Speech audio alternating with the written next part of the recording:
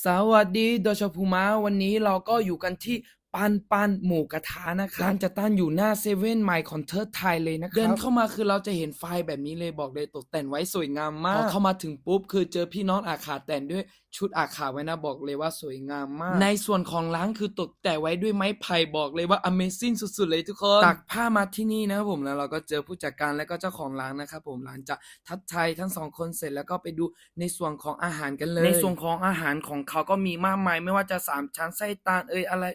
คือเยอะแยะเต็มไปหมดไม่รู้จะเลือกอันไหนดีครับทุกคนตรงนี้ก็จะเป็นในส่วนของน้ำจิ้มนะผมน้ำจิ้มจะมี3แบบนะไม่ว่าจะเป็นซุกี้ไม่ว่าจะเป็นน้ำจิ้มซีฟู้ดถั่วตักแล้วก็น้ำจิ้มซีฟู้ด3รสนะครับบอกเลยว่าอร่อยทุกรสเลยในส่วนของผักก็ไม่แพ้เช่นกันนะครับไม่ว่าจะเป็นผักพวกลูกชิ้นไส้กรอกเยอะมากๆตักมาที่นี่คือจะเป็นโซนของทอดแล้วก็ผลไม้นะครับแล้วก็โซนนี้จะเป็นสำหรับส้มตำนะผมใครอยากกินส้มตำแบบไหนก็ตามใจชอบได้เลยนะและขอวับมาตรงที่ในโซนของไอติมนะครับบอกเลยว่ามีหลายรสชาติให้เราเลือกมากๆนะครับผมนะใครชอบกินห้ามพลาดนะขออนุญาตตักผ้ามาตรงกินหมูกระทะแล้วกันนะอันดับแรกเราจะชิมด้วยน้ำจิ้มซุกี้นะครับบอกเลยอร่อยมากแล้วก็ต่อด้วยน้ำจิ้มถั่วตักนะครับผมอร่อยไม่แพ้เช่นกันไฮไลท์ของเราคือน้ำจิ้มซีฟู้ดนะครับทุกคนเราจะลองชิมน้ำจิ้มซีฟู้ดกันเลยชิมคำใหญ่ๆโตๆไปเลยครับบอกเลยว่าดูสีหน้าได้เลยอร่อยสุดๆทุกคนบอกเลยว่าวันนี้กินอย่างอร่อยสุดๆไปเลยสำหรับใครที่ใส่หมูกระทะหรือใส่ปิ้งย่างนั้นแนะนำร้านนี้เลยทุกคนบอกได้คำเดียวเลยว่าน้ำจิ้มร้านนี้อร่อยสุดๆไปเล